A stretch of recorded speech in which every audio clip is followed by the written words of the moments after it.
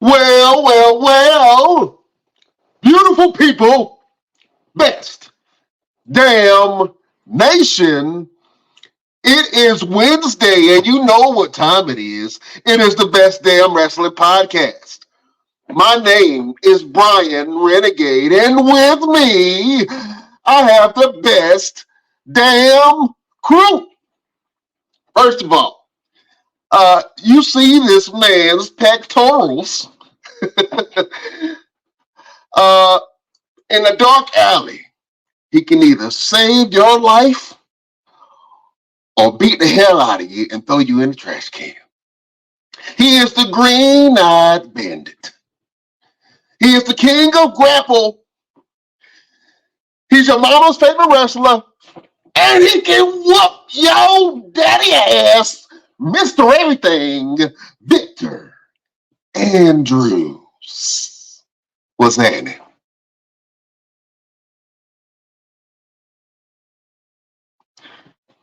I can't nobody hear you, bro. My bad. I'm so excited. So excited about today's show. Welcome, everybody. We are here. We made it to 2024. Happy New Year, my brother Renegade.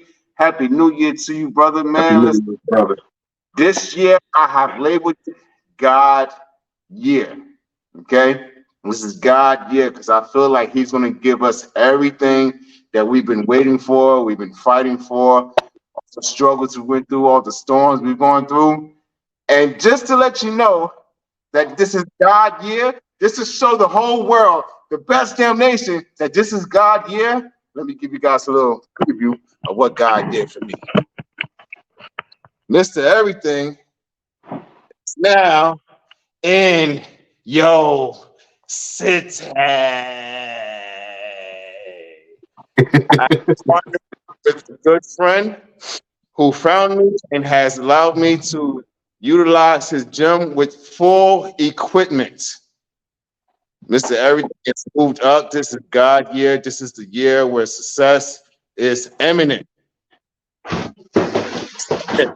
We're gonna do big things this year. So y'all already know.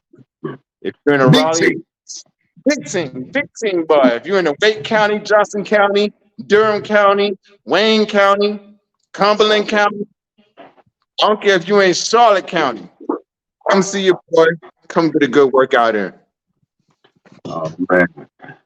That's your boy, Mr. Everything. If you want to get a good workout in, man, get trained by Mr. Everything. Boxing, wrestling, you know what I'm saying, fitness, all that jazz, anything that you want. But I have to introduce the villain of villains, the Black Grinch. This man is the Renaissance man. He's Beyonce's real baby daddy.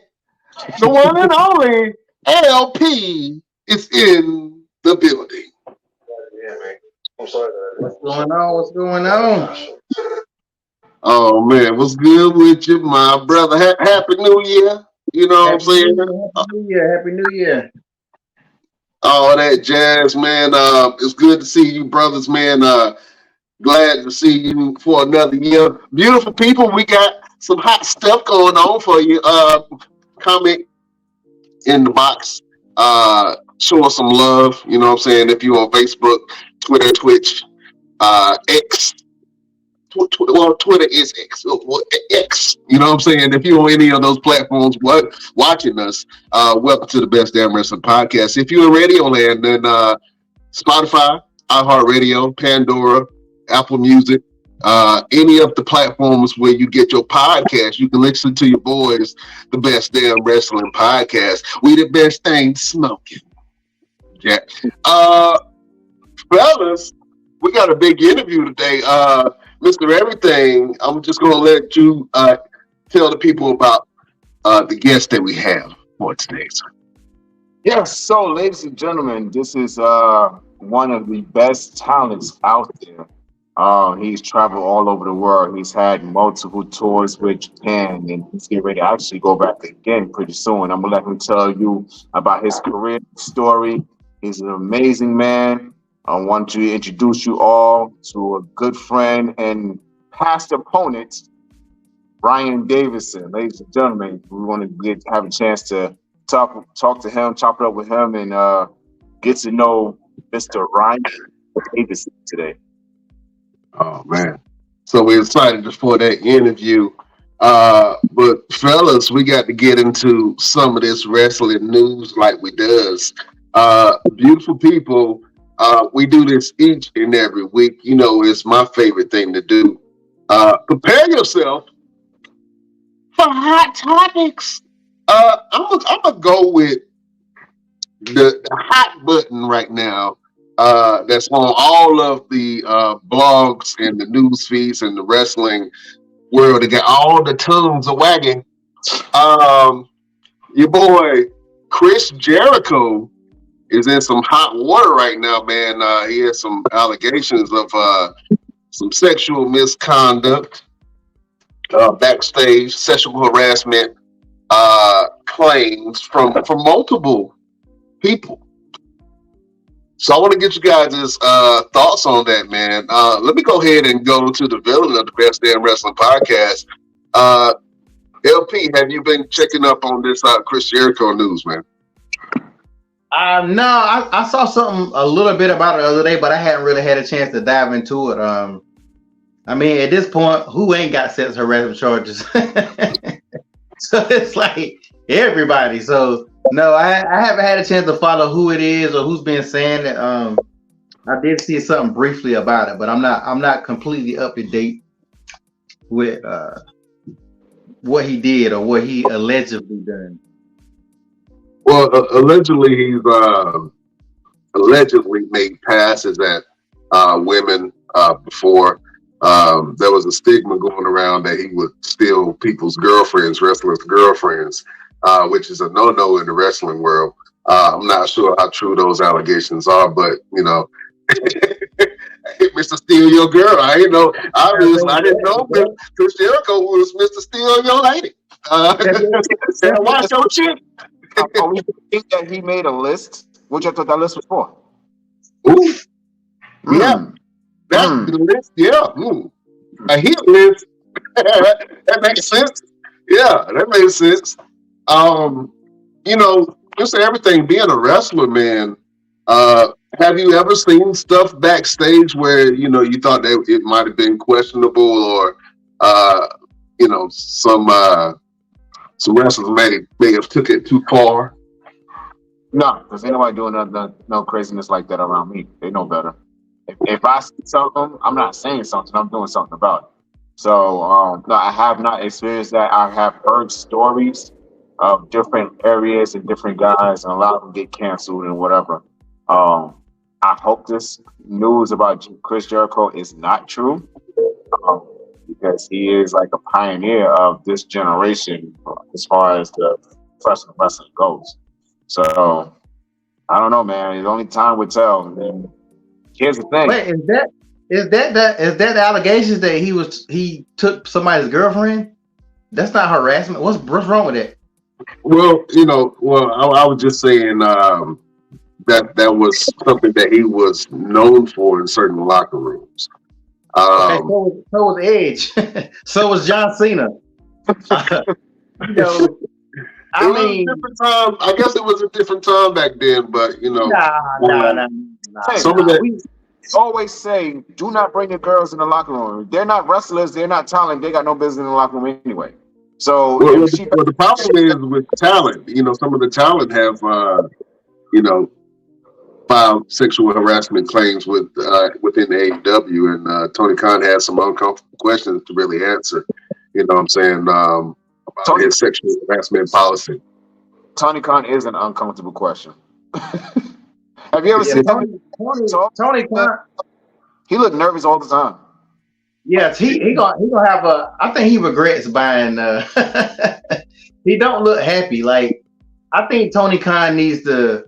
You know how every time you see the Cowboys, you always gotta see Jerry Jones. We don't give a shit about Jerry Jones. You don't see the other owners.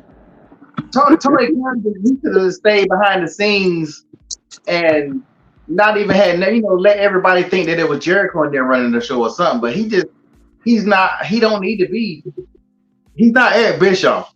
You know, Eric Bischoff was a totally different person, the way he was there, but he knew how to entertain and be part of the product and yada yada yada. You know, Right. Eric Bischoff hates Tony Khan. He talks shit about Tony Khan all the time. But yeah, Tony Khan just need to sit down somewhere, stop doing press conferences. Like, you're not a wrestler, nobody cares what you think. He takes a lot of unnecessary heat, is basically what I'm saying. Well, you know, I think that he's a real fan at heart, man. And if you have the ability to buy something that you love and care about, you know what I'm saying? I see him as a big kid having fun and living the dream. You know what I'm saying? Of having his own company. You know what I'm saying? I just see Tony Khan as a big kid with a bunch of action figures playing in a makeshift ring. Dream though. As much as he's going through, is he really living a dream, or is it like a nightmare now? Because no, that's getting that girlfriend you thought you wanted, and you realize she annoying as shit.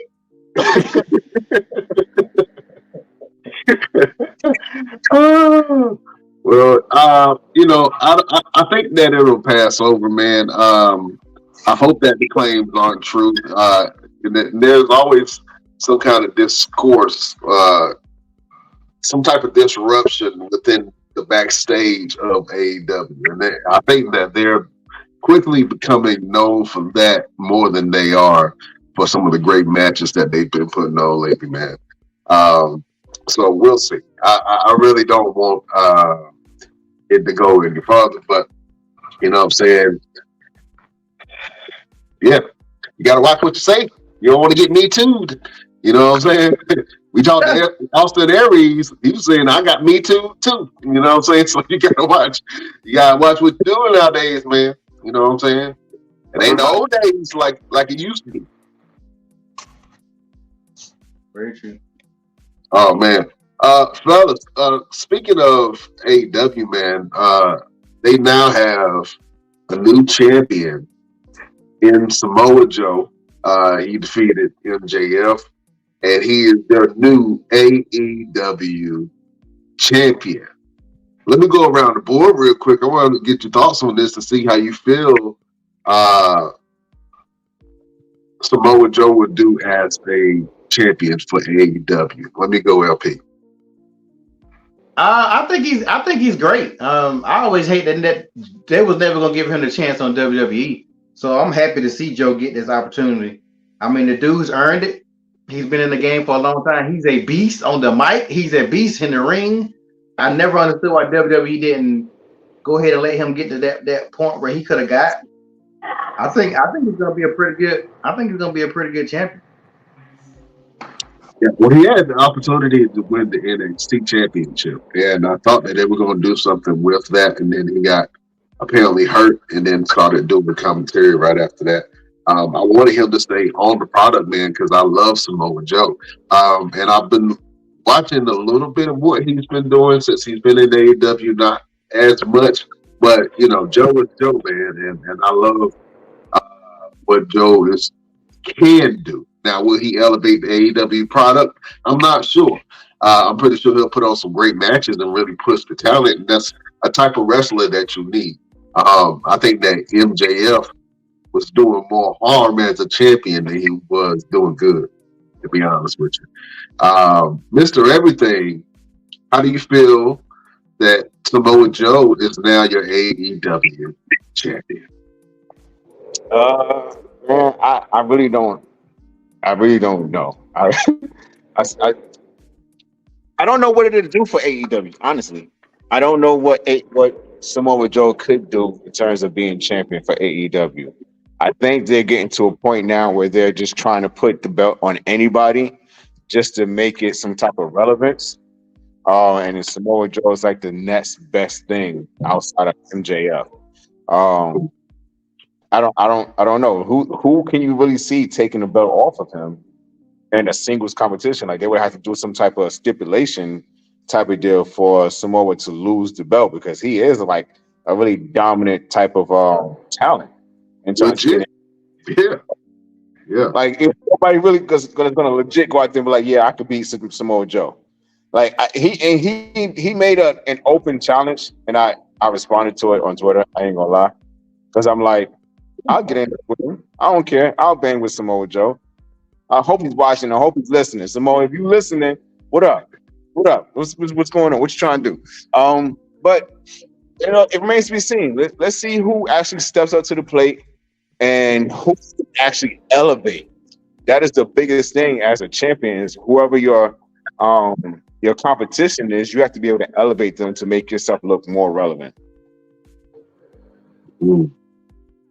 I'm excited to see Joe as champion, man. But do I think that he's going to elevate the AEW product? I don't know. I don't think he has to elevate the AEW product. I think that's one of the problems as modern day wrestling fans. Everybody's looking at somebody to elevate the whole show. Long as he's a good champion, it doesn't matter. Is Samoa Joe going to make people start watching AEW? No, but MJF really wasn't either. I mean, people might here and there, but it's not like, with the exception of John Cena or The Rock or somebody like that going to AEW, nothing's going to shock that. So what AEW need to focus on is doing what they're doing, putting on good, like they started off doing. Where AEW is losing stuff is they're trying to compete with WWE and they don't need to. It goes back like DC, when DC tried to put out a Justice League movie, damn near the third damn movie after they started trying to catch up with Marvel, who been doing it for 10 years. Don't try to battle WWE. Just put out your product. And I think if they do that and they keep building their stars, because what little people don't realize, AEW is building stars. Tell me where MJF was before AEW, because I never heard of him before. I don't know about y'all. I never heard of him. He was just on Independence. That's it. He was on there. And Darby Allin, Cassidy, all these names that they have built in WWE, in AEW, who if they were to go to WWE now, more people would know them. AEW is damn near coming to developmental for WWE, but they're making stars. So let's not. I think sometimes people get a little bit twisted about AEW. They're making they got some homegrown stars. Actually, in my personal opinion, they probably making more stars than WWE. Recently, WWE is getting better at making some of their people bigger stars than they were. But I really think with WWE, you're on the biggest product there is. AEW, you're on a lesser product, but you're still building your stars that people actually knew.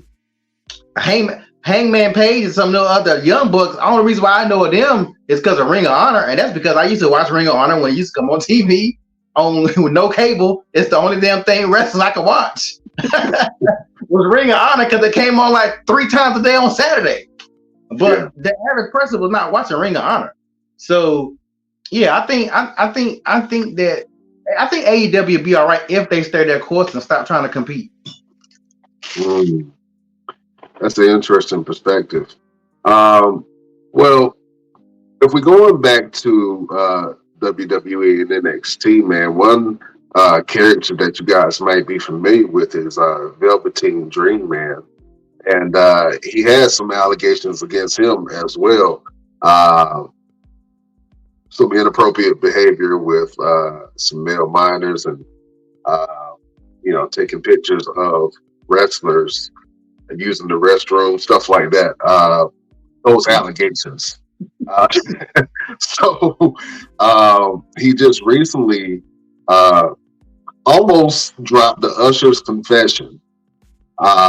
And pretty much just, asking for forgiveness for some of the things that he's been accused of, or whatever the case may be. Let's hear it from the mouth of Velveteen Dream. As you've probably seen or have heard over the course of the last few years, I want to apologize for my behavior. Both professionally and personally, I always preach to those closest to me about the power of accountability and responsibility, and I take full accountability for my behavior over the last 3 years of my life. When narratives were written about me, it doesn't matter. It didn't matter what was written about me. It doesn't matter what was said about me. It doesn't matter what's on the internet about me. I was wrong. Okay? And because of that, I need to apologize to a few people. First, I want to apologize to the WWE organization. I want to apologize to the WWE organization for any unwanted attention and negative press that I brought to your brand and your product. I want to apologize to the WWE fans and the Velveteen Dream fans, because when you hear the name Velveteen Dream, it should have only been spoken about in a productive and a positive light. Not the name Patrick Clark as another statistic of what happens when talent and opportunity meet immaturity. Okay? That's not what you spend your hard-earned money on. It's not what you invest your time and your money in. When you look on the TV and you come to the shows, you should escape reality, not have to deal with mine. I want to apologize to the WWE and the fans. I want to apologize to Paul Levesque. Paul, you are such an understanding and patient man and leader, and getting the opportunity to work with you and to learn from you, I get the sense of what makes you who you are and how you've been able to handle the responsibility of being in the public light for such a long time. I want to apologize to you, Paul. I'm sorry. Also, I want to say I'm sorry to Shawn Michaels. Shawn, it's still beyond me that I've been having the opportunity in this lifetime to learn from you, to have your mentorship and your guidance. And I apologize if you feel like you've wasted your time and your energy investing into me. You have not. I'm still a work in progress. I'm still learning, and I remember all the lessons that you taught me. Shawn, I'm sorry. My best friend, Tahuti Miles, I want to apologize to you because before you were tied to me publicly for the support you've given me and you continue to give me, your resume was impeccable. And I apologize for any smudges that I may have put on that resume because of my behavior. You're the last person that should have to deal with anything like that, and I'm sorry, man. I want to apologize to my family, my mom, my dad, my brother, my sister, my nieces and my nephews, because you may read things, you may hear about things, you may be confronted by people who you don't know, and you might feel the need to explain yourselves on my behalf. I just want you to know that you do not have to do that, ever. No one should have to explain anything for Patrick Clark. No one should have to trend because of Patrick Clark. No one should have to answer the questions, where's Patrick now? What did Patrick do? What happened with Patrick? That's not your responsibility, and I don't want you to feel burdened with that responsibility. That's my responsibility, okay? And I apologize to you all for any energy, negative energy that has had to come your way because of me, okay? Again, I want to apologize to the fans and those in my professional and personal life that I've affected by my behavior. I'm sorry. I'm sorry. I recognize that I was losing myself, and I apologize to anyone that I lost along the way, anyone that I've upset or offended because of my behavior. Man, I'm sorry. And I hope you all forgive me. Thank you. I know you want to leave me, but I refuse to let you go. Man, if I got to beg and plead for some sympathy, he would have taken roughing Jack. Oh man, we're gonna talk about that. But yeah, he issued an apology, man. So I thought it was heartfelt. And, we'll see what you guys think. But we got a guest in the building. Oh man, Mr. Everything. I'm gonna go ahead and let you do the intro, my friend, for our esteemed guest. Absolutely. Ladies and gentlemen, boys and girls, and creatures of all planets, we have one amazing talent. He just came off his tour from Japan. He's going to give you guys a rundown of his career, his life, his legacy, who he's been trained by, who he has trained. The amazing and the biggest cheater I've ever seen. Ryan Davidson. Well, that was probably one of the best intros ever. Can you guys hear me right off the gate? Can everybody hear me? Yes, We can hear you perfectly. getting up just a little bit. Perfect. Like one of the last podcast interviews I did, it was like it took me. All right, we're gonna have you. We're gonna have you log in, and log out, and log back in real quick. Log in, log back out. I can hear him. Yeah, I can hear him perfectly. I got 2 out of 3. Yeah, I think we're losing you a little bit. Try logging in and log. Ryan, stay there. All right, no worries. Brian, no worries.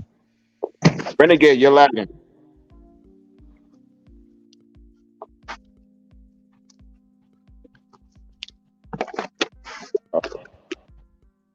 Brian, can you hear us? Can you hear me? All right, ladies and gentlemen, Brian Renegade is having technical difficulties. We want to introduce our esteemed guest again, Mr. Ryan Davidson. Ryan, I want to say thank you for taking the time out for right now. I know you went to wrestling school, training the next future of professional wrestling. So, for those who have been living under a rock, behind a tree, or just got here from another planet, give us a rundown on who you are, who you trained by, and what you got going on. Cool. Right on. Definitely appreciate you guys having me. Sorry for being a little bit late. I've already destroyed one of my New Year's resolutions, not even the third day into 2024. But hey, I'm here nonetheless. My name is, I wrestle under Grizzled Ryan Davidson, primarily for Reality of Wrestling, which is Booker T's Reality of Wrestling down here in Houston, Texas. I've been wrestling for about 20 years in independent pro wrestling. I've been seen in and just got back from my first tour with All Japan Pro Wrestling. I've wrestled with DDT Pro out in Japan. I've wrestled for NWA. I've wrestled for Impact. I've wrestled for Reality Wrestling, Wildcat Sports, a bunch of different wrestling organizations across the United States. And I'm very happy to be here. As far as training-wise goes, I am the head trainer here for Reality Wrestling, Booker T's Reality of Wrestling. And I got a training class tonight here probably in about an hour. So I'm very grateful and happy to be on this show. And it's the first one for 2024. And I'm looking to kick this one off with a bang, man. So thank you guys for having me. Absolutely, absolutely. So let's get right to it. Reality of Wrestling, run by Mr. Booker T. Tell us, how did you get into that opportunity to not only working for him, but becoming a head trainer for his school? And what was working? Well, see. Well, so working with Booker is nothing short but interesting. For sure, he is the man. What you see on Booker on the television screen, at NXT, and all through WWE, and one of the pillars of pro wrestling history for sure.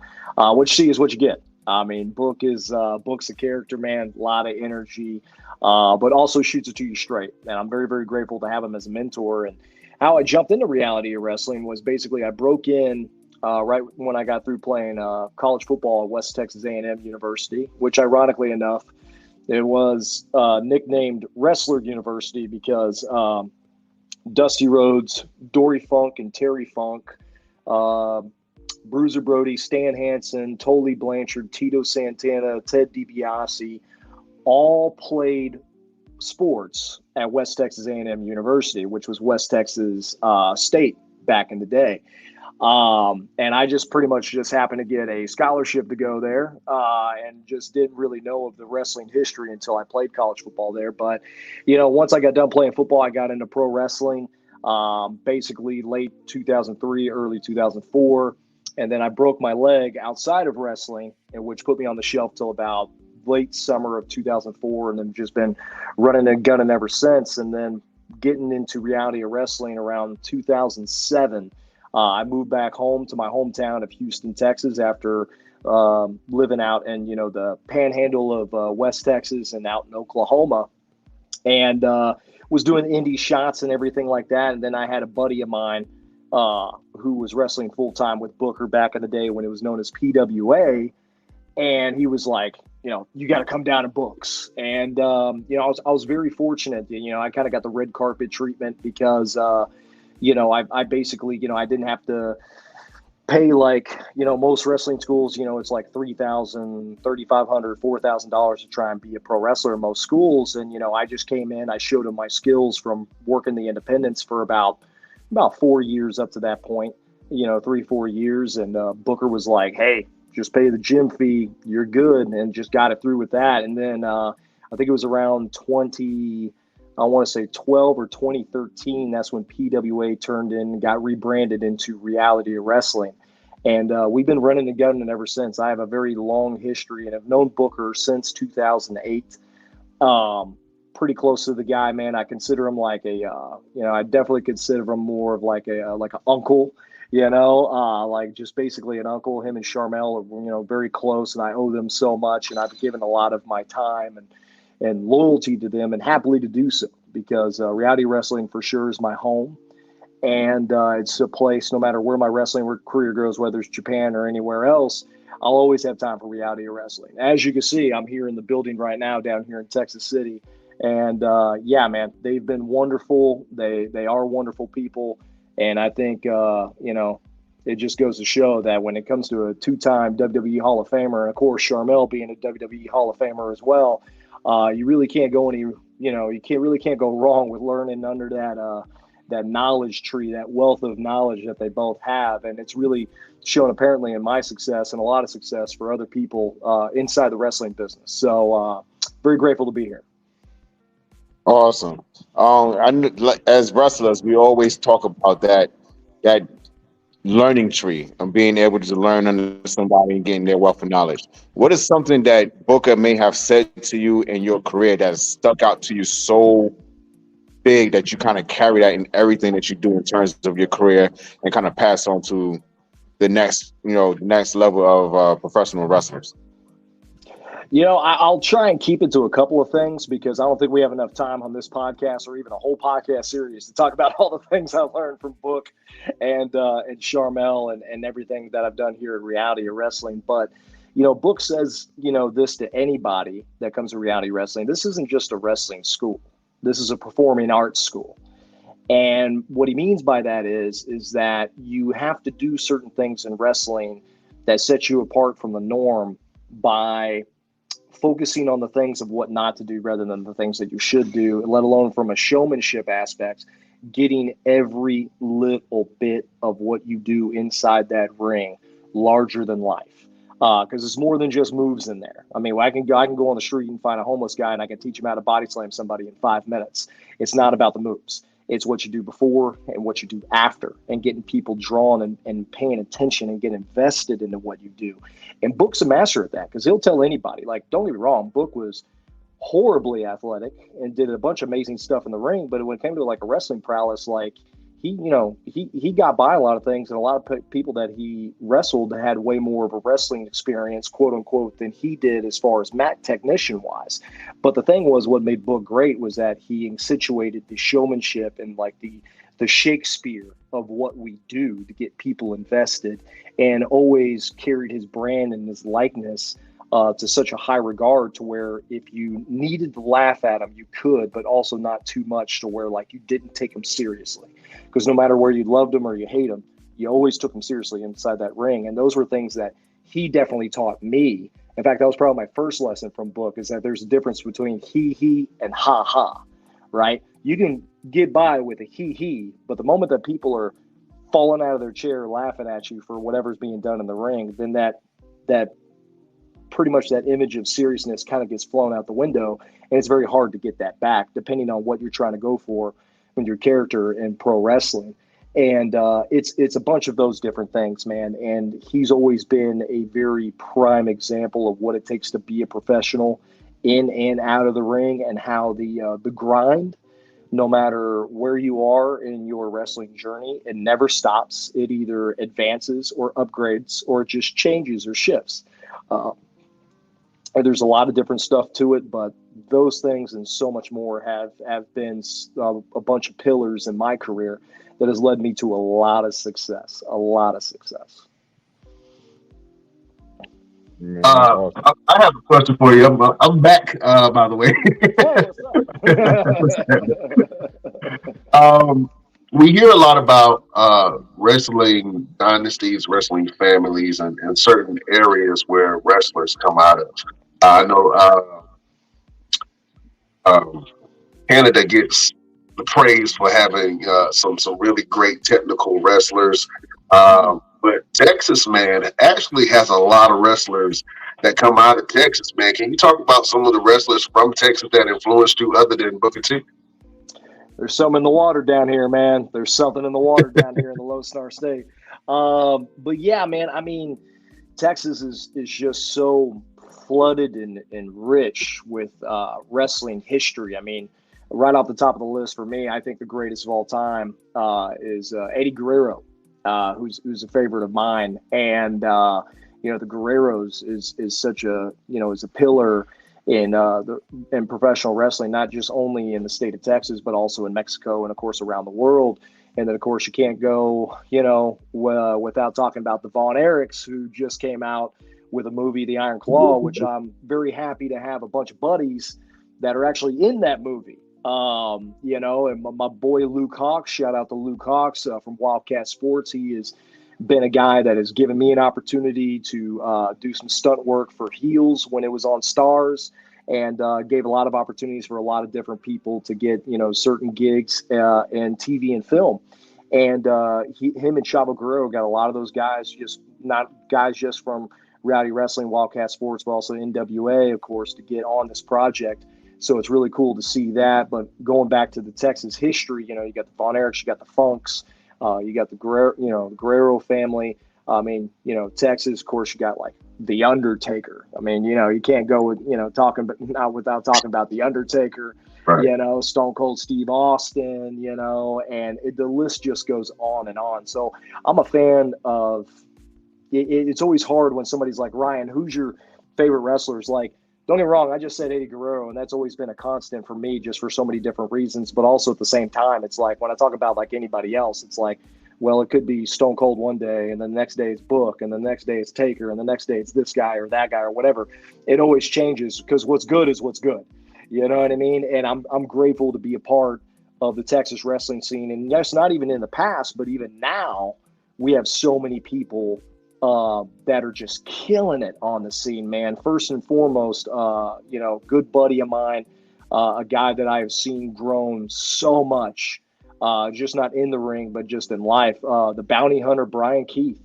I've played a hand and helped, develop and train him, but he's also done a lot of that work on his own. And I'm really happy at the fact that, a lot of the milestones for him on the independent side of things, I put him over for, one championship of Rowdy Wrestling, then I put him over for the championship of Rowdy Wrestling.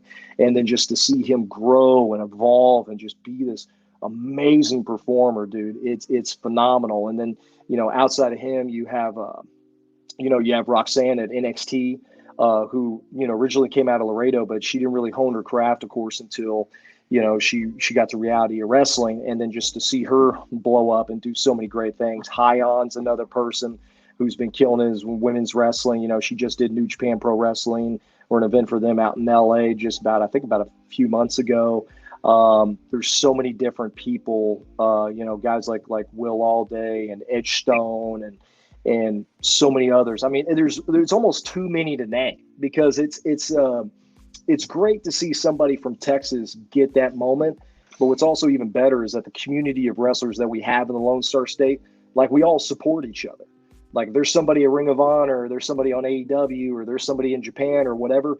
You better believe you go and look at people's social media, and all these Texas wrestlers are just like, oh, this so-and-so's killing it, sharing their stuff. It's just like a good amount of support, which it always should be, because early in my career, man, back in the mid-2000s, it was very cutthroat. You know what I'm saying? It's like if somebody got an opportunity before somebody else, it was very common for someone to be like, oh, well, forget that person. Why? How did they get that and not me? Well, it's not like that, and that's what I love about wrestling, especially over the past like decade, is that it's been so supportive because we are a family. We are like a brother and a sisterhood to where all we got is each other. That's all we got. You know what I mean? And then if somebody's success, rises, then that just goes to show you, well, hey, my success can rise too. You know what I mean? And I can go on and on talking about Texas wrestling, but at the end of the day, I'm just so grateful to do a play to hand in people's growth, and for them to play a hand in my growth as well, and just to be surrounded by so much talent, throughout the Texas scene. Ninja Mac, another guy out of Texas that I played a hand in, he's at Pro Wrestling Noah. Just he's literally Spider-Man. He can do anything, flips, and it's wild to see him. And just the fact that I can say that these people are my friends, and that I played a part in developing them and in their wrestling journey. And like I said, they've helped me and countless so many others, man. It's awesome. And I'm very grateful to be a part of the Texas wrestling scene for sure. Oh, I man. got a question. Like when you're working with like Booker T and some of these other guys, I mean, I know you're a wrestler, so you're probably used to it, but do you ever get starstruck? Do you ever just be like, man, I'm working with this person or I'm working with that person? Do you ever just nerd out a little bit? Bro, we're all nerds. We're all nerds, man. And trust me, it is. It's really cool. Like I can tell you this right now. So I'll touch on Book, and then I'll touch on Brian Keith here in a second. But for Book, like, yeah, like I have this conversation with people every now and then, like, and I really do, to where sometimes I walk into the building and yeah, you're right. You get used to it because you're constantly around that type of environment. But there's times to where like that 14-year-old me will just go, holy crap, that's Booker T, man. Like, dude, he best of 7. Like, come on, man. Like, he did this, King Booker. Like, what? Like, I get to learn off this guy. And not only that, but like I was fortunate enough for about 2.5 years, my personal manager, the guy that would accompany me out to the ring for every match that I had, was his brother, Stevie Ray. So I'm like, I'm learning from Harlem Heat, one of the greatest tag teams of what? And Stevie Ray is one of the coolest people on the planet. Great guy. Can't say enough great things about him. And stuff that I've learned from him as well, not just from Book, from Stevie, has really helped me develop in my career. But yeah, you do get awestruck. But, also it comes to a point in time from a professional level to where, your mindset is that like, wow, you go from, wow, I can't believe I'm in the building with so-and-so, and then it goes to, well, this person's my peer. Like, I'm in this building for a reason. You know what I mean? Like I worked my tail off and I did the things that I needed to do to put myself in this situation to where I'm looked at this person basically in like the same neighborhood of talent or equals or what have you, depending on the person.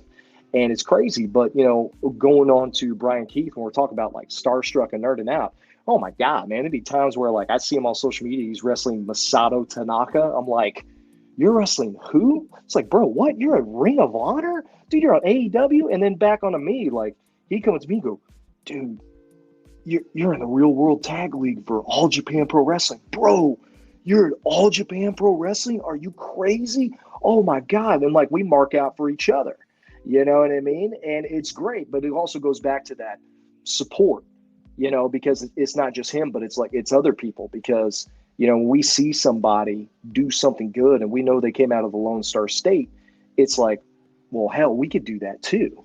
You know what I mean? There is no jealousy there, or anything like that. There might be some envy, but there's no jealousy because, that doesn't help you at all. But you could be envious, but use that envious as motivation to help better yourself and better people around you. And to me, I believe there's a difference. And I just know that, once again, seeing people doing it amazing on the independent scene, or just not even the independents, just wrestling world in general, man, it's cool, man. It's cool. And to me, to me, it is just as much as a payoff for people to see that I've came up with and that I've played a part in helping them get their opportunity, as much as it is for myself getting an opportunity. You know what I mean? And it really just goes to show. And it's cool, man. But do we nerd out? Yeah, of course we nerd out, man. I don't think anybody would be in this business or be a part of this business if somebody wasn't a fanboy, mark, nerd, whatever term you want to use for it, man. I think we're all fans of this and still keep doing it. And that's why I've been doing it, for, like I said, 20 years consistently, not just one of these, with all due respect, not just one of these guys that are, oh, I've been in the business for 30 years, but they only work 2 or 3 times a year. No, I've been consistently every weekend, every week, every month, every year, doing shows, running the roads, catching flights, sleeping in hotels, sleeping on couches, sleeping in airports, whatever the situation is, been doing it. And I'm grateful for it, man. I really am. Oh man, you've been wrestling since 2005, man. How has wrestling changed for you when you first started? I know you said it was a little rough and it was a little different, a little bit more grittier. To now, how has wrestling changed from the time that you first started to what you're doing now? So many different things. So many different things. First and foremost, I feel like the mentality is different as far as not just how to be professional in the ring, but also how you are outside of the ring. Like, I remember that when I broke into wrestling, in the early to mid 2000s, that if you were a married man, you were just automatically set up to get a divorce because you were a pro wrestler because you were gone all the time, right? So there was a lot of broken relationships and stuff like that. Now everybody's married to each other. Now everybody's got kids, they got a whole family, dog, white picket fence, everything like that, which is great to see. Also another thing too is what's changed is that the perception of who can actually be a great talent has changed. Because when I broke in, if you weren't 6'2", 240 pounds, jacked, WWE wouldn't even look at you. Nobody would even take yourself seriously. Now it doesn't matter what size you are. If you could put butts in the seats, you're going to get on the card. That's just how it is, and it's great to see too because there's so many different wrestlers and main eventers and superstars that are under 6 feet tall, that are killing it. So size really doesn't matter. It's what you could do inside that ring, and then also women's wrestling. Man, when I started, okay, there was maybe, I want to say, 6 female wrestlers, probably within like a 4 or 5 state radius, right? And nobody really cared about going out to watch women's wrestling.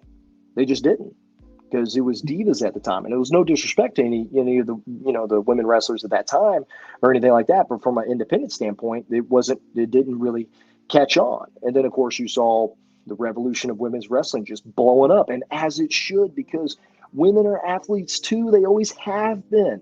They always have been. To see girls main eventing shows, killing it, making money, making things happen. I mean, the buzz right now is Mercedes Moné being a free agent. We don't know where she's going to go, right? Right? So it's just like one of those things where it's like back in 2004, that wouldn't have been nowhere. Wouldn't have been on MySpace, wouldn't have been on Vine or whatever was going on back then. You know what I'm saying? None of that would have happened. Now it's like the main news of what's going on.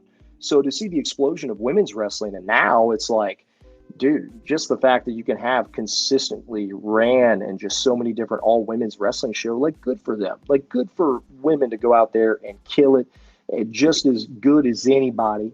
You know what I'm saying? And I love seeing that, because now instead of 6 wrestlers within a wrestling radius, I'll have at least 8 or 9 at training tonight. You know what I mean? Let alone the fact there's 40 or 50 women just in the state of Texas alone that can main event anywhere, really. You know? So those are the things that have, like, off the top of my head, that has really changed in pro wrestling since I broke in.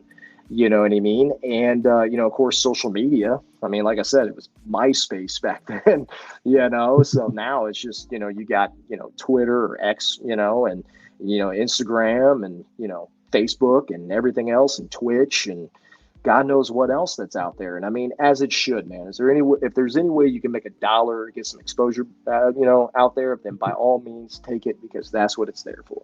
So it's really cool to see. All right.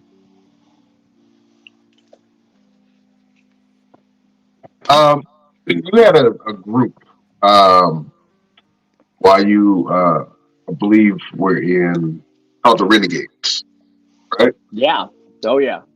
Let's talk about that real quick. One of the best damn alum, Jason Kincaid, was in your group, if I'm not mistaken.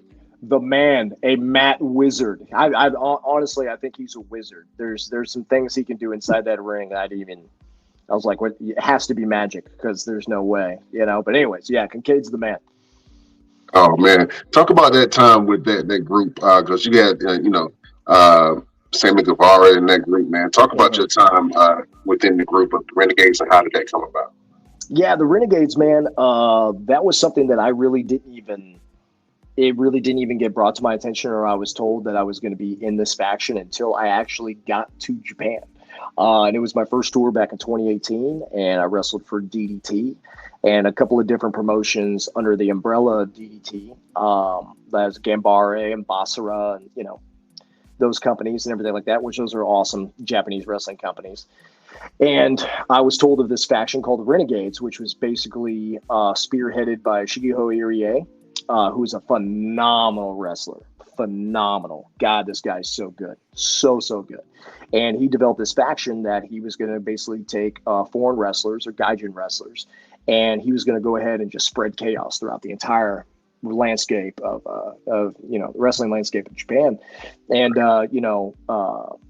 Jason Kincaid and Watase and, a couple other different guys, Neon Ninja Facade, and a couple of different people were a part of the Renegades at that time. And of course, it was Sammy Guevara and what have you. And just to be a part of a faction, like you got to understand, for me, like this is my very first tour in Japan. So wrestling in Japan, first and foremost, was a dream of mine, and I'm living this dream. And now you want to put me in a faction? Like, let's go. I'll be whatever you need to be. Renegades, killing it.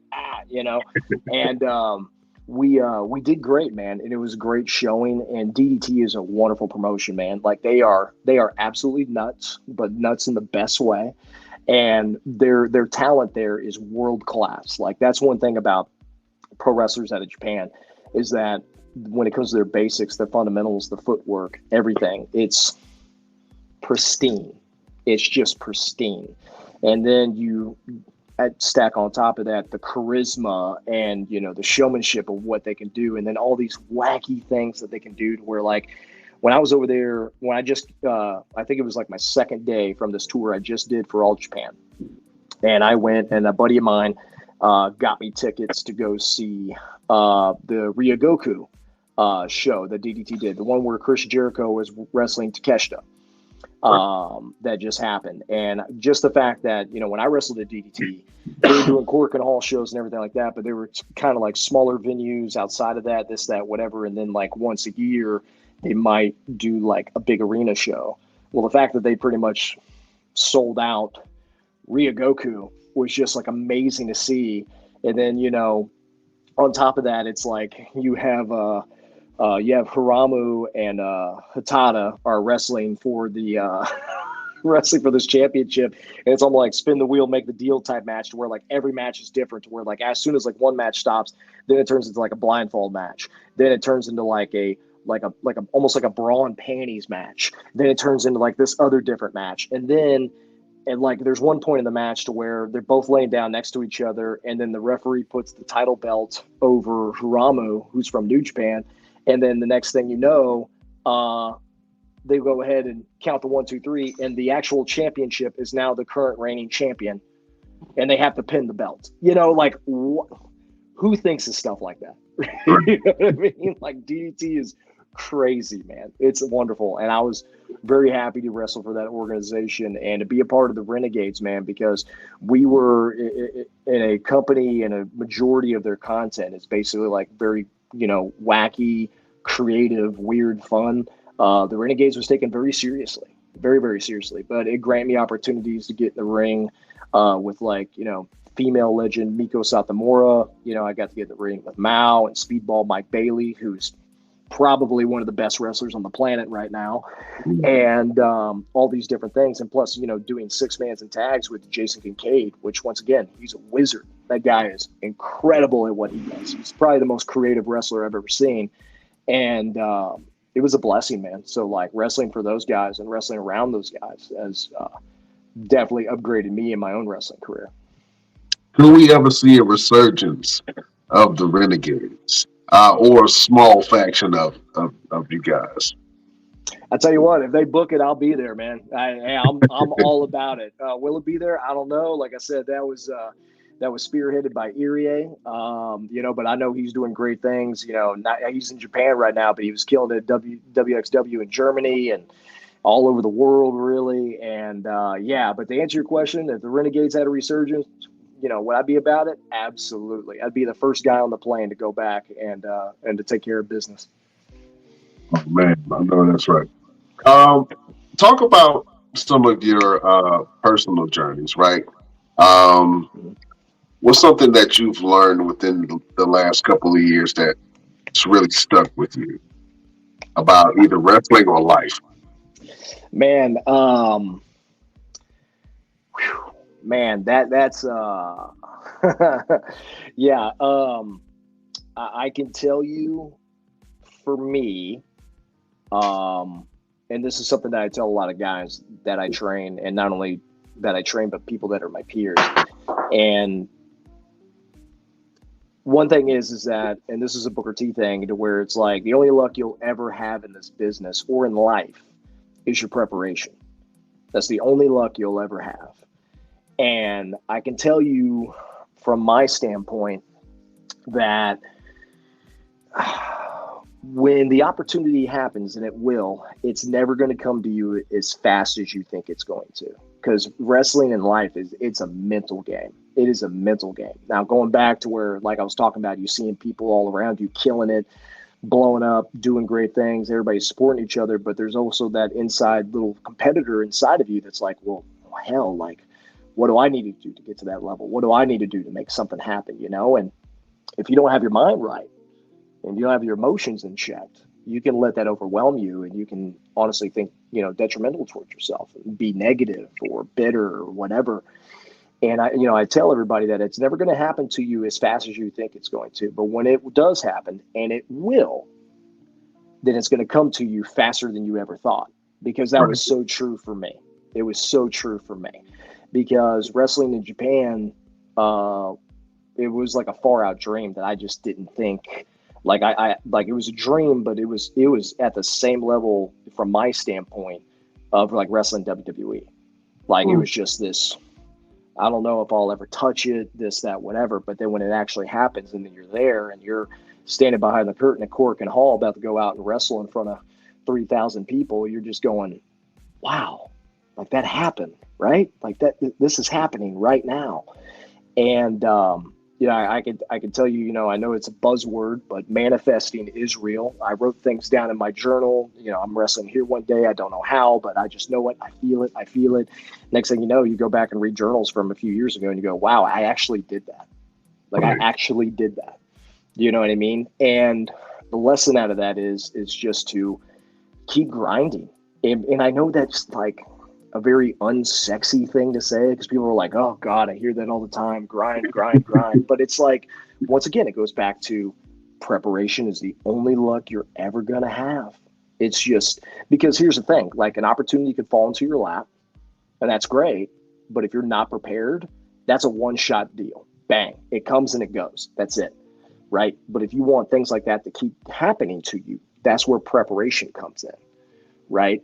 And when I first went to DDT and I came back, like after my last match, I wrestled Mao at Shinkiba First Ring, which is like their main TV studio building in Japan for like a bunch of different organizations and stuff like that. And, they asked me if I would, would you come back to Japan? Which the obvious answer is, duh. Yeah, of course. You know what I mean? So they had it ready to go and lined up that I was going to come back, in 2019. Okay, great. Well, next thing you know, the business changes to where the company decided that they just wanted to bring in talent that have these massive social media numbers. I didn't have these massive social media numbers at the time. I'm still working on them, to be honest with you, okay? And by massive, I mean like over 50,000 followers, all this other different things, stuff like that. So, and then right after that decision was made, there was this thing called COVID that hit the entire world. So, and Japan was extremely strict on COVID regulations. So like nobody could get in, and in fact, the only reason or the only way that you would actually be allowed in as an athlete was that you had to be a part of the Olympic team, or you had to be a part of the Olympics at that time. to actually get in. You know, so like that's why a lot of wrestlers that wrestle for like New Japan and other different places, like they stayed, you know, and other different reasons too. But I'll try and trim the fat on this. But the thing is that I thought my chance of ever going back was gone.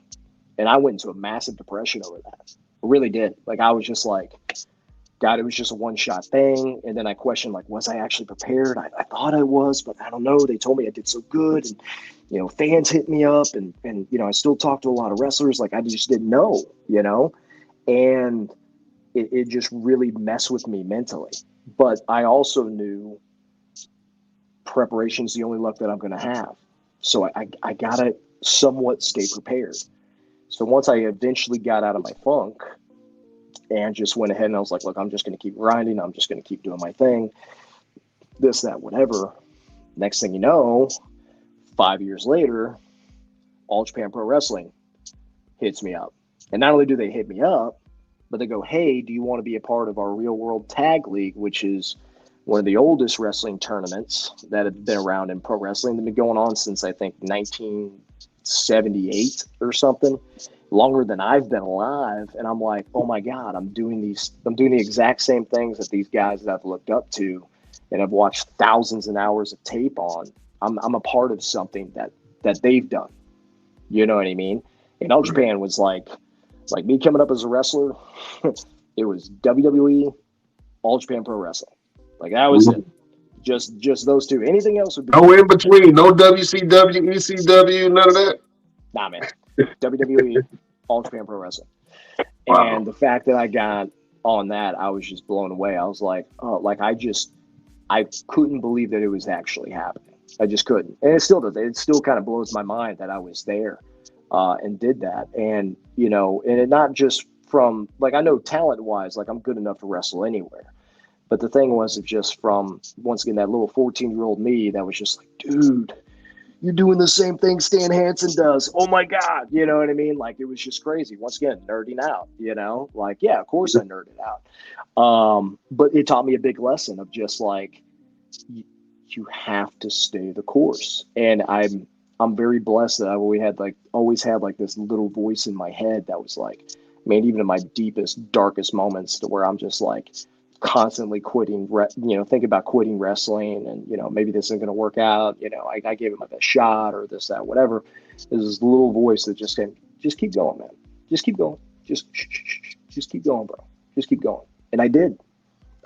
And it got me a lot of different opportunities and stuff like that. And that's something that was really, really big of what I've learned in pro wrestling, let alone the fact that, you know, you have to make sure that you make wise choices in your pro wrestling career and life. Because another lesson I learned is that good or bad, karma has no timetable, but it is inevitable. So you better make sure that you make the right actions and the right choices accordingly. Because as the old cliche says, you know, what goes around comes around. And it's very true. You know what I mean? And that goes for a lot of good too. A lot of good. Because when it comes to you when you least expect it, and that's that whole like, oh man, I always knew you had it, or oh, it's, you know, all this is coming up, or you deserve it, or this, that, whatever. That's where that good karma comes in. So a lot of those years of training guys and going out of my way for things and stuff like that. And not that I went out of my way, I made a choice. I wanted to do those things, but to think that will all these things actually pay off? Yeah, they will. It's just not immediate. You know, some things are like, I can think about, it'd be nice to have a cup of coffee, and I can just go up the street and grab a cup of coffee. It's fine. And then some things take some time, you know, and I think if you just always focus on your preparation, man. Because if you want luck, that's where you're going to get it. Is your preparation.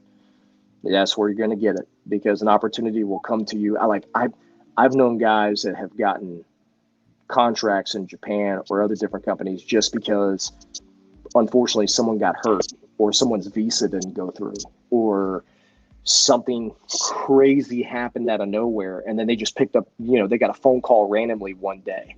And they go, hey, man, would you want to come for 3 weeks to New Japan? Yeah.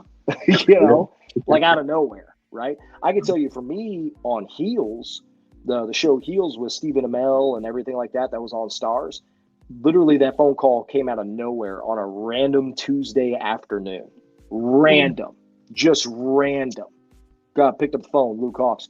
Hey, bro, I'm trying to get you on this TV show. What are you doing? Can you come out to Atlanta for like 5 weeks?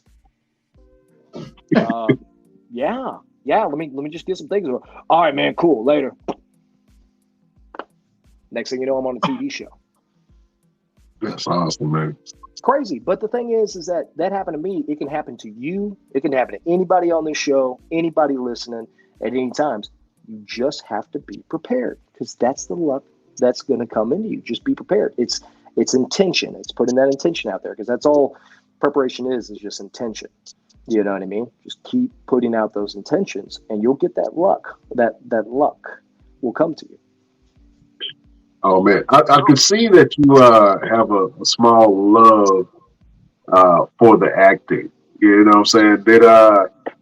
Did you get the acting bug while you were on the show Hills? Man, so I don't know about the acting bug, but that residual check bug, I sure got that.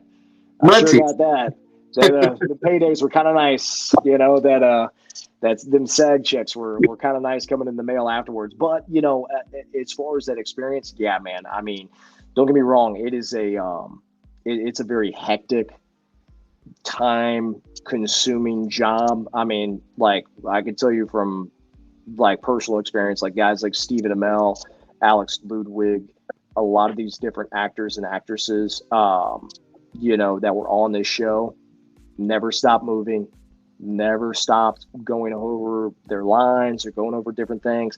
And it's not even just the actors. It was the people that were like the key grips, a lot of the, producers, a lot of the different, set hands, stuff like that. Like never stopped moving, long days, long filming days. And I was just a stunt guy. You know what I mean? I was in 3 episodes in season 1. Okay. 3 episodes, which it was like, me in the locker room over here. I was part of the battle royal scene. I was part of this other locker room scene, like maybe 2 other little things, and that was it. But it was like 15 hours, right? Like in my wrestling boots, like just going over things, stuff like that, rehearsing, doing this, doing that. And I was little. I wasn't even like anything. I wasn't even on the cast or nothing, right? So I can't imagine what they go through. So like Stephen Amell, like dude, the main character of the show, his commitment to like projects is like crazy. You know what I mean? And it was cool to see, like just looking around, like I'm on a set with like, hey, she was in like 3 movies and that guy's over here. And then also on top of that, being a football guy, James Harrison, Super Bowl champion, Pittsburgh Steeler alum, this giant mountain of a man that I'm not scared of any man, but if I was, it'd probably be James Harrison. Okay. And I'm sitting over here and I'm looking at him and I got to grab him in this battle royal scene and he flings this all off and stuff like that. I'm just like, how did I get here? Right? Like it's crazy. So yeah, I guess I caught that bug a little bit and stuff like that. But just the fact of, once again, just being in that sort of environment and just having that opportunity was just very, very grateful. And I just kept telling the guys, because there was a lot of guys there that were just like, man, they do a season 2, they do this, they do that. Oh man, da da da. I was just like, man, just being here right now, even if it's a one and done, I'm grateful for it, man. Like super cool. And I always owe Luke Hawks that opportunity, man, because it was a very prosperous opportunity. I got a couple of really good residual checks in the mail from that. And I have him to thank for it, and the staff and everything else, man. So I was very grateful to be here.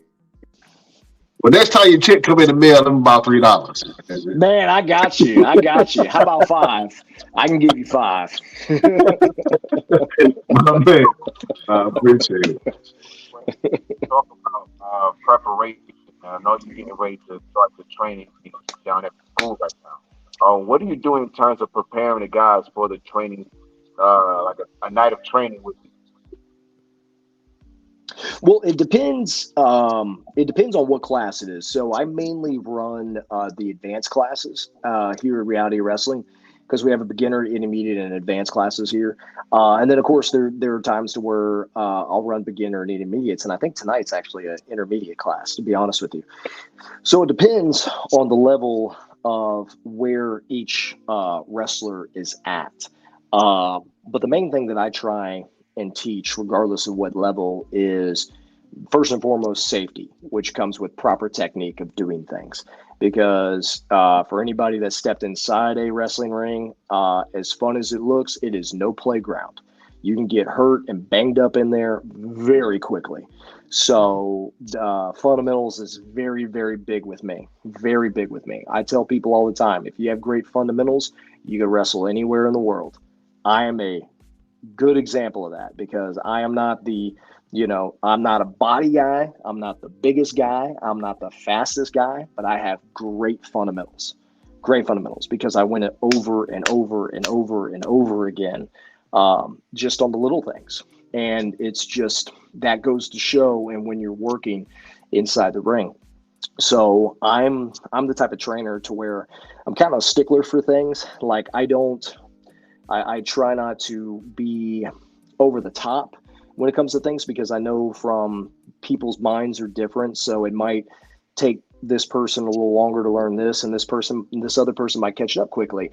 I try and let people figure things out on their own because I can tell you how to do things until you're blue in the face, but there's only some experiences and some lessons that you're only going to learn just by what you go through on a personal level. So I try not to micromanage too much, but I'm also a stickler of, once again, going back to what Booker taught me, of just getting the most out of the littlest thing that can help you to where, you don't want to wrestle like a majority of people that wrestle on the scene. You want to be different.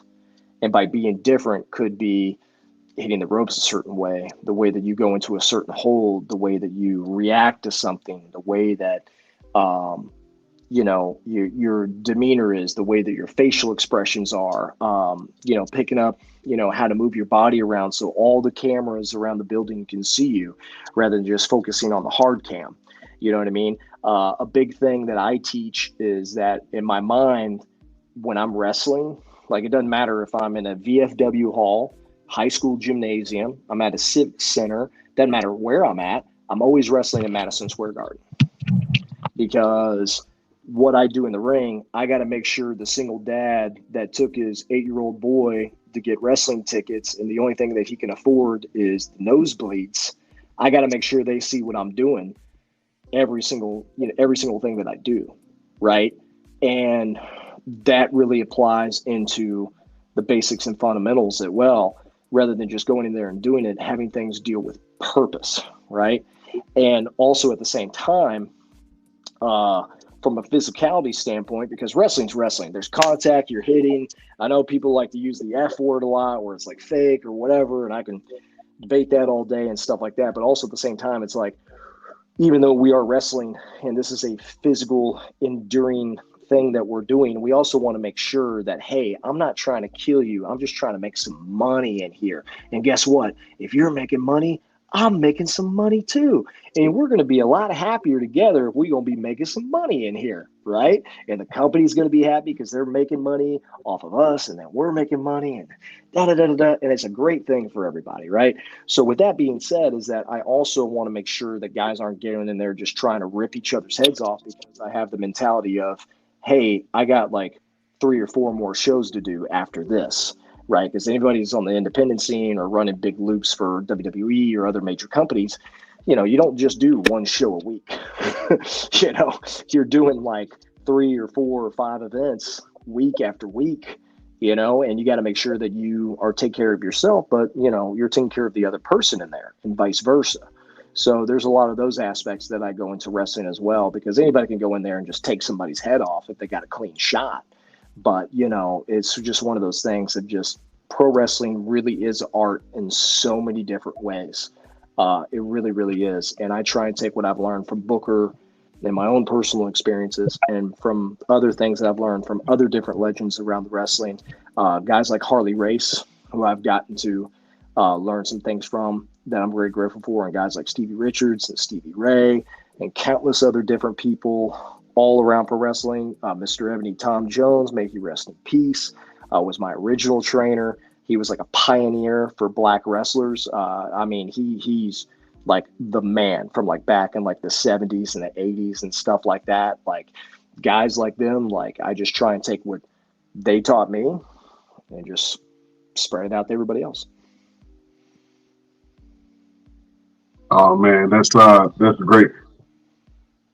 You were the first Grand Slam champion of reality of wrestling, man. How did that feel? Mm. Yeah, so I'll answer your question, then I'll go back real quick if you guys got some time Yeah, on we like got another lesson that I've learned from this situation. Um, this is another wrestling lesson. I love telling this story. So ever since I came to books and everything like that, I've always wanted to be the champion, right? Like I was so hell bent, like no, I'm good enough. I can be the guy, the guy, the guy. And I kept on seeing a bunch of other people get an opportunity or win the championship before me. And people that I knew in the ring, with all much respect that I had for them, I knew that I was better than. Like I just knew it. Like I worked harder, I trained harder, I had more talent, this, that, whatever. And it just, once again, I wasn't on that level back then of being like, instead of being supportive and looking at it as a, oh man, if that guy can do it, I can do it too. I was all like, man, what does he have that I don't? You know what I mean? It was a very immature time for me coming up and everything. So it was one of those things that really affected me in my mindset and stuff like that. And then I eventually got it right and basically made the decision that no matter what happens, championship or not, I'm going to wrestle the best that I can for myself and for the fans too, as much as humanly possible. And everything else will just fall into place.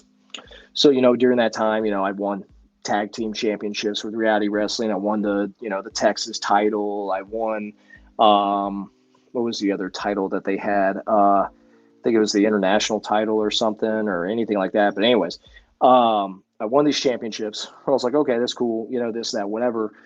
And then the next thing you know, March 2019, they're going to, I let go of that idea of not being the champion. I just wanted to be the best wrestler I could be. I just wanted to be respected, and I just wanted to be the guy that everybody wants to work. Those are my only two goals in wrestling. Everything else falls into place. Money, whatever, 3-letter company. I just wanted that. And next thing you know, March 2019 comes around. We have this big battle royal, this, that, whatever. And it gets decided just out of nowhere. You know what? Ryan been busting his ass. Ryan, we're going to put the strap on you tonight. Oh, well, thank you so much. And I was like, oh, that's cool. But once again, I didn't even really want it because I just wanted to just keep wrestling for the fans and for me. Well, it was Brad Gilmore, one of the ring commentators, our commentator for Reality Wrestling. He comes up to me and goes, man, congratulations, man. You're our first ever Grand Slam champion. I go, huh? He goes, yeah, you're your first ever Grand Slam champion. I go, no. This guy was already, because I was thinking in my mind, like, this guy already did that. This guy already did that, this, that, whatever. They're like, no. This guy only won this belt one time, and they never won this one. And this other guy, he's never been tag champion, and then this and that and that. And I go, I'm the first Grand Slam champion. He's like, yeah. And I was like, wow, That's right? crazy. Yeah. Wow. And it happened way better than I ever had it because all I wanted was just to be the champion. If I could only just do that, it was that, all this other different stuff. But the thing was, I wasn't really prepared for it mentally, emotionally. I wasn't prepared, right?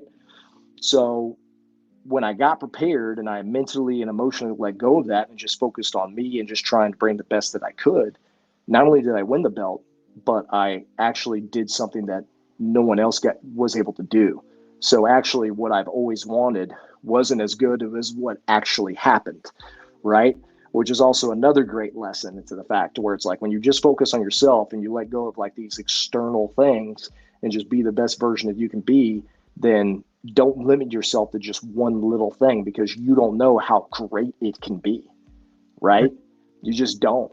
And like that was a big like, wow, crazy, right? And I love telling that story because I tell it to a bunch of young guys because I hear it all the time, man, I just want to do this or I want to wrestle for here, this, that, whatever, And I'm just like, just focus on you, man. That's it. Just be the best version of you that you could possibly be, man. That's it. All that will come. And things will even come up better than you ever even thought. You probably wouldn't even thought of it. I didn't think of heels. I didn't think of this. I didn't think of all these other things that happened. They just happened. That was it. Well, listen, I know you we got the have dog. this Mr. Everything. For some reason, he always has some kind of with the wrestlers Hold on, wait. that come on to the He show. always has was. I'm sorry. Say that again. You broke up for a second. I'm sorry. Oh, I'm sorry, Mr. Everything always has some type of a beef with the wrestlers that come on this show. Not quite sure what it is. Man, bring that beef, Uh, bro. Bring that, man. Come on, man. Bring that. yeah, he said some disparaging things about you before you got on. Uh, Hey, man. Too salty, bro. Less salt in 2024, dog. Too salty. listen, we're gonna go to promo school real quick, and I want you to cut a scathing promo on Mr. Everything. But I'm gonna put him on the spot first. I'm gonna let the best finish last. Go ahead, Mr. Everything, and say what you got to say to the one and only Ryan Davidson. There's a story behind everything that we do in life, and everything that we do echoes in eternity. A couple of months ago, you and I had the opportunity to step in the ring, step face to face with each other, and beat the hell out of each other. Undoubtedly, we beat the hell out of each other. We gained respect. We took a little bit from each other. What you did to get that win, unforgivable. Unforgivable and unforgettable. Ryan, you walked into that ring as a man and you escaped that ring as a coward. Ooh. I don't know why you felt the need to take the liberty in doing a low blow, ref it or not. You still took the easy way out. So I tell you what, the next time we have the opportunity to step in the ring, I'll be sure that you won't have a chance to have an easy way out. Mm, Mm, mm, mm, mm, mm, mm. In the words of Rick James, I think I'm bleeding inside my chest. Ooh, that hurts. mm. Ooh, ooh, that hurts. That hurt a lot. Okay, all right, all right.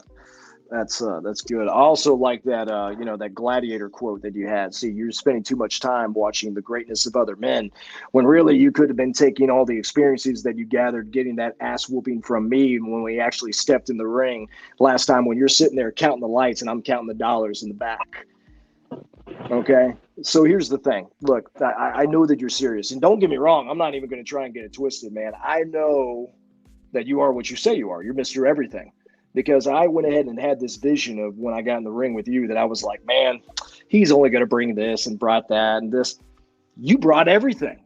You brought wrestling, you brought fighting skills, and you were downright tough.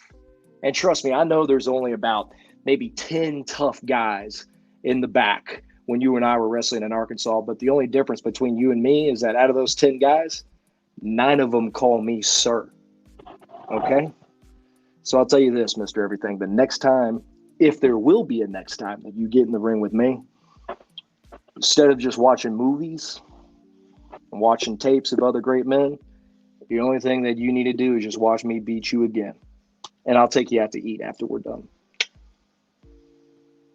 Oh my God! Shot fired!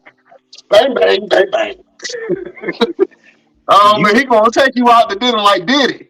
hey, you hurt my feelings. You hurt my feelings. Hey, my inside parts just he just rearranged the Oh, inside parts. I tell you what, man. No, I but tell you what. Look, go ahead. no, I was gonna. Oh no, go ahead. I'm sorry. I don't mean to cut you off. Go ahead. No, no. I was gonna say, man. From the moment we saw each other at the airport, and this may be talking behind the big curtain. You've been an amazing guy, amazing professional. I enjoyed taking the ring with you. It helped me elevate my abilities and know where I'm at in terms of professional wrestling and fighting as a whole. and what my talents are, and I truly appreciate you. Even with me not having my gear because of the airport situation and everything, we still went out Man, and killed. that's tough, man. That's a tough go. But listen, I'll tell you this. The feeling is just not only mutual, and I do appreciate you that. I appreciate my flowers, my friend, and allow me to give you some flowers as well. And this is just honest, okay? Um, I can tell you this honestly. I've been in the ring with a lot of different guys from around the world. I can honestly say that.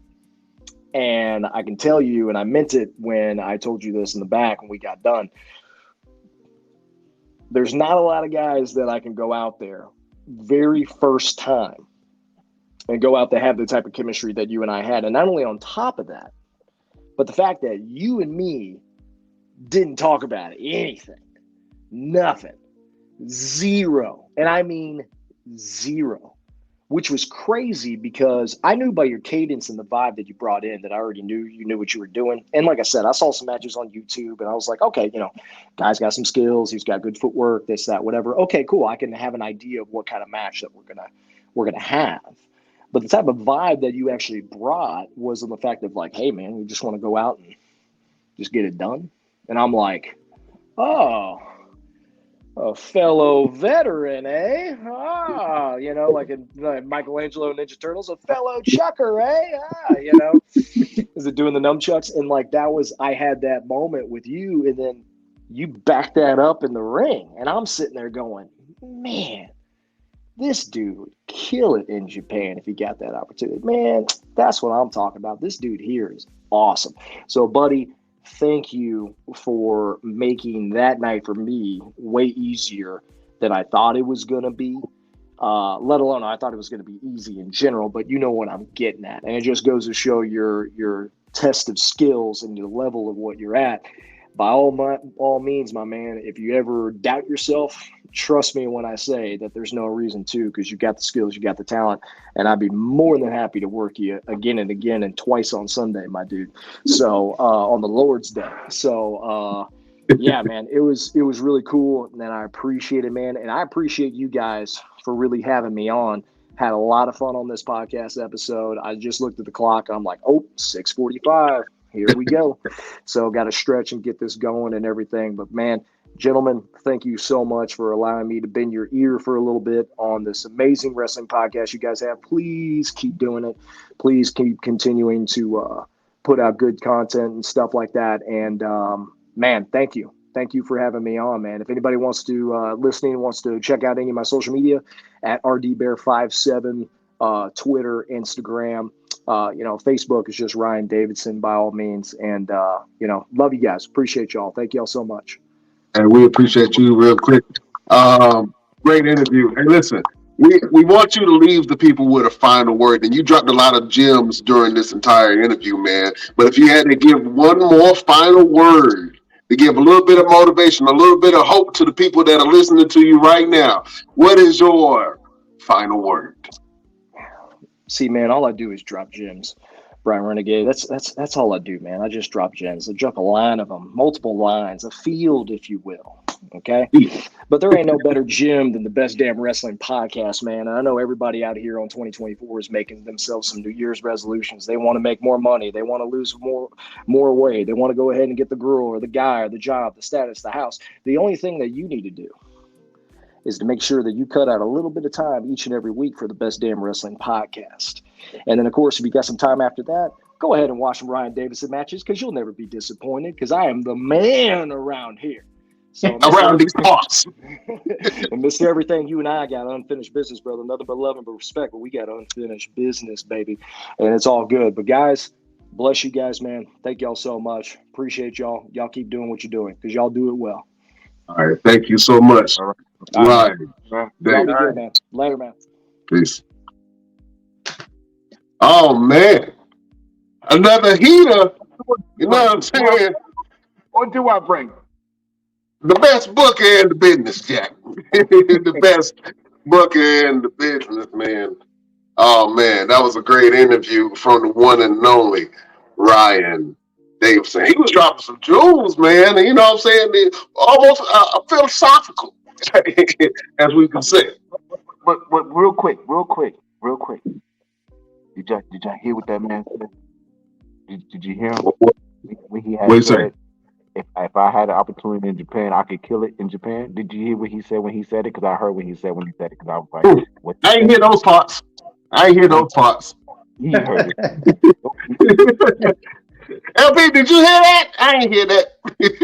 I thought he said don't never bring your ass to Japan. Yeah, tell more like that. Your own people. God, just look. This is the third day of 2024. It be your own people. Dang. No people. Oh man. Well, listen, Mr. Everything.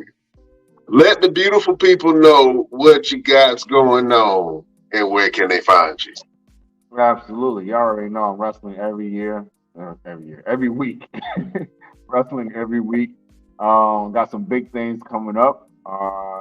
Right now, I am finalizing the details for me to wrestle in Germany this June. Ooh, Mr. okay. Everything International for the very first time. I'm excited.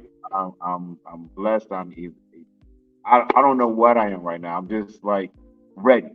That's what I am. I'm ready. I'm prepared. Like Ryan Davidson said, I'm prepared and I'm ready. I'm gonna go out there and get busy.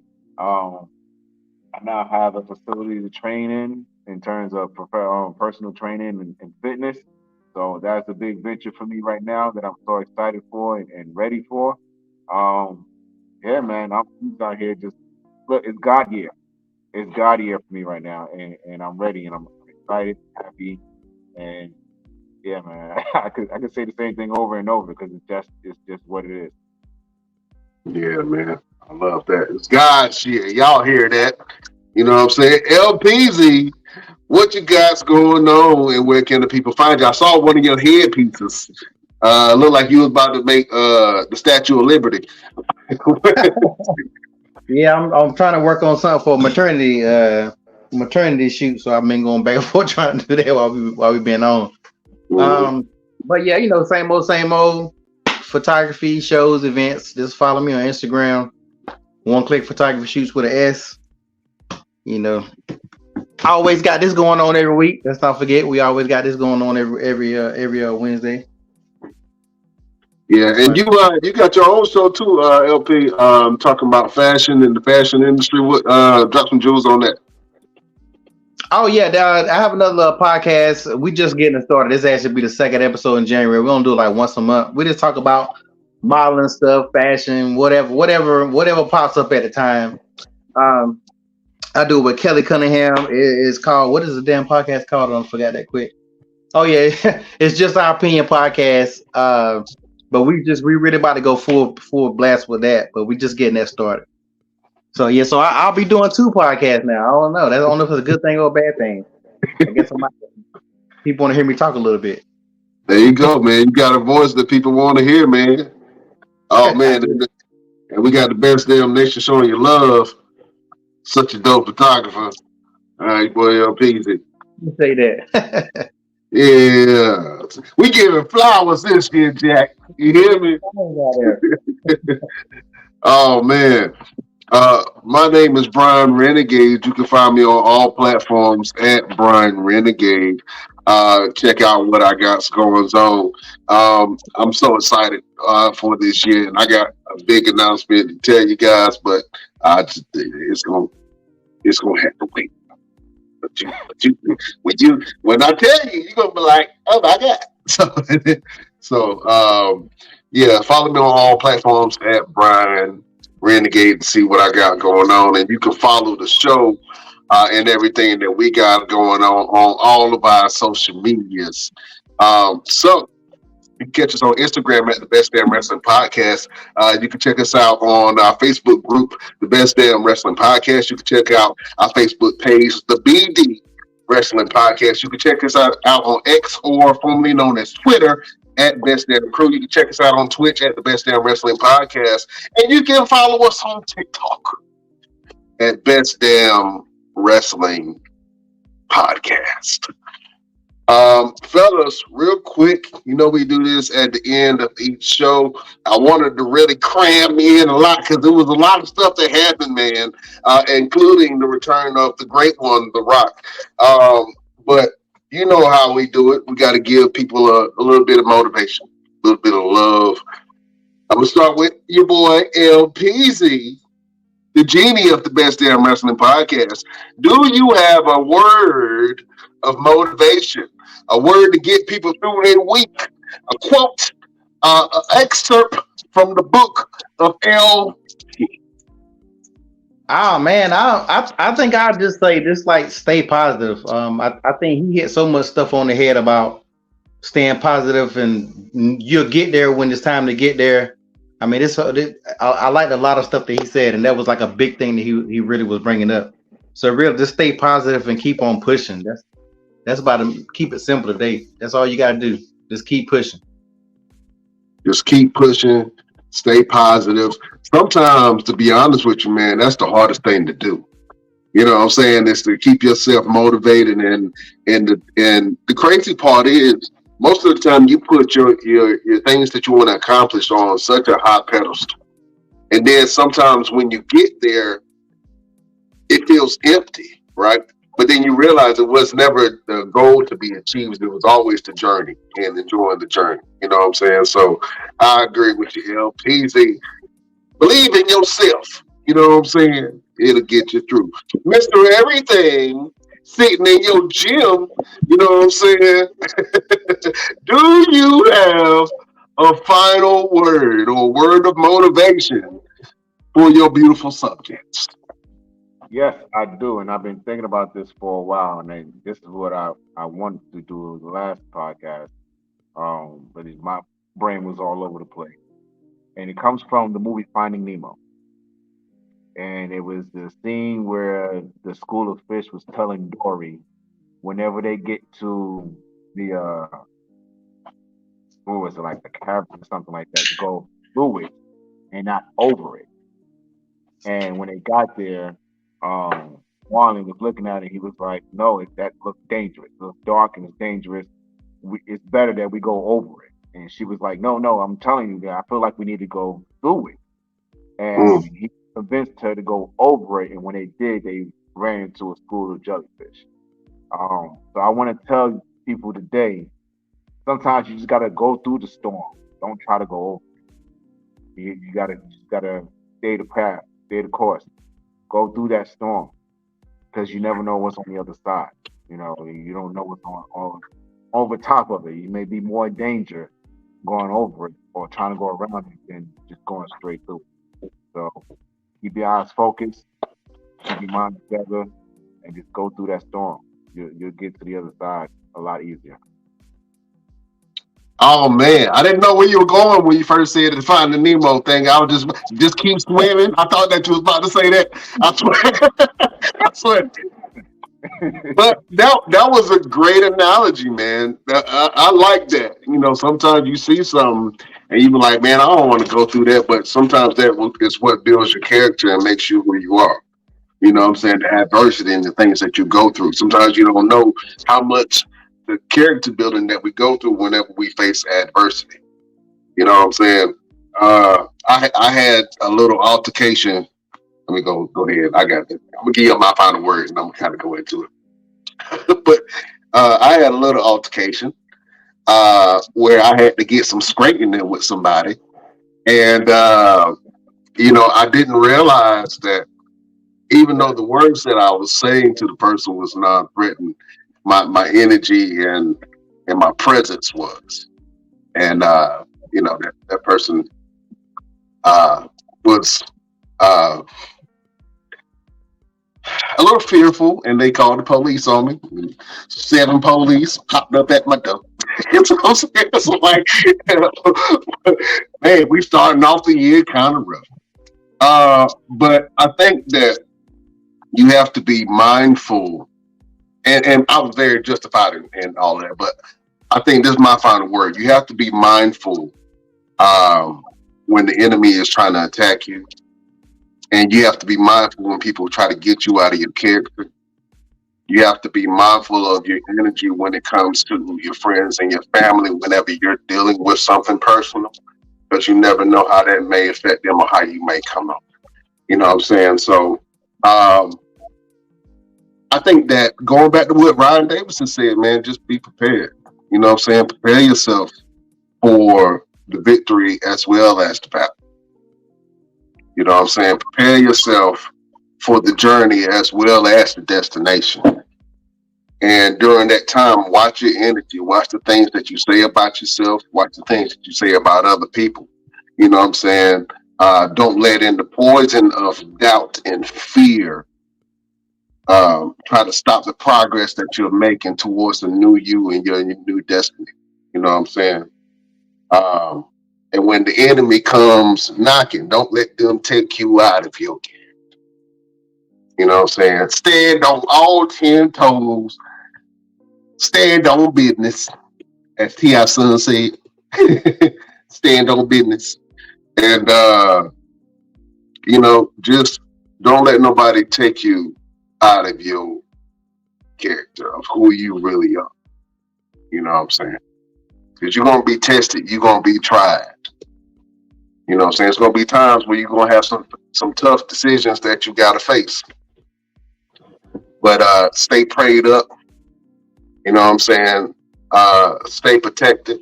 Protect your safety, your sanity, your peace, and your progress in this new year.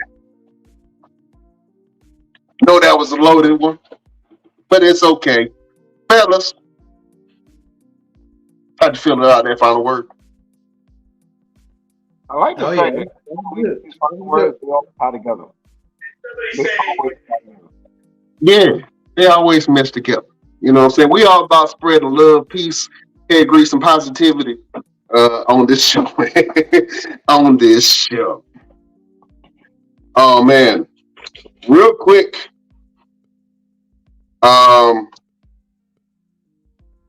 LP. You got another fashion show coming up, my friend? Yeah, April 28th of this year. Back to the Future fashion show. That'll be my next event. And then I got one more fashion show that ain't officially been announced.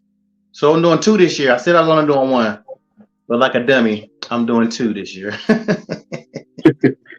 Might even do 3. Might even do 3. You know what I'm saying? We'll see. All right. Well, beautiful people. Hold on. Before we cut off, I'd like to make this announcement. Even though we only talked about this on the chat, and I don't know when we're going to do this just yet, but we're going to have the trial of that punk ass Roman Reigns. I'm assuming one of y'all going to be trying to defend the brother. I don't know where Chef going to go, but I'm definitely against him. So somebody got to be the judge. Somebody, and I guess the other 2 got to try to defend. But we're going to have that show soon. I don't know like when. But whoever, y'all can decide which one y'all want to be the judge and which one of y'all want to be the defense attorney and try to defend that piece of crap. But you better have your stuff ready because when you do that show, I'm going to destroy that podcast. Hey, man. I'm interested in being the judge, and I'm also interested in being the defense attorney for Roman Reigns. You can't be both now. Well, I kind of wanted to make this one-sided, but it's okay. I feel like the best damnation is gonna be the jury. We're not gonna make. All we're gonna do is put the case out there. The best damnation is gonna vote based on how we put it out there on what side. Maybe I can convince some people who own Roman nuts to come on over here and rock with me after I lay out all the damn evidence that guy's a piece of trash. We're gonna do that this week, man. Hopefully we can do it before Friday. I like that. The trial of Roman Reigns. You said his ass is going on trial, LP. He's going on trial. Now, whoever gonna defend it, you better have your receipts. Cause I got you got you. Oh man, that's gonna be a fun show. Doing we call wrestling court. Is that what we will call that? Wrestling court? Yeah. Hey, I think that's something. I think that's something we can start doing from within different topics. I like that. I like that. Especially with some of these repeat offenders in these streets. Oh man. Hey, listen, fellas. Before I end the show, I just want to give a rundown of some of the support that we've been getting lately. We have some new sponsors that just jumped on board. So let me just give y'all the rundown of everybody who supports the Best Damn Wrestling Podcast. We got the Fanatics WWE shop. Southwest Airlines Rapid Rewards just jumped on board. Hilton Honors Rewards just jumped on board. Marriott Bonvoy just jumped on board. Brick House Nutrition, welcome to the Best Damn Train. We also got discountcontactlenses.com, eyeglasses.com, Fight Sports or Fight TV, Ghirardelli Chocolates, healthlabs.com, Nature Made, OrlandoVacations.com, Pete's Coffee, Russell Stover's Chocolate, STDCheck.com, Tour Hub, not Pornhub, but Tour Hub, Upside app, Phoenix Foodies, IdleCam, and Rite Aid just came on board, man. So welcome to all the sponsors of the Best Damn Wrestling Podcast. Beautiful people. We got some discounts. We got all kind of stuff that you could take advantage of from our sponsors. Just follow us on all our platforms. And whenever you see it, just click on it and tell them that the boys at the Best Damn Wrestling Podcast sent you over there. They get some goodies. Fellas, it was a great show. We can't hold you no longer. We will see you next week. More the next Best Damn Wrestling Podcast. Fellas, it is always an honor and a pleasure. Beautiful people, we bid you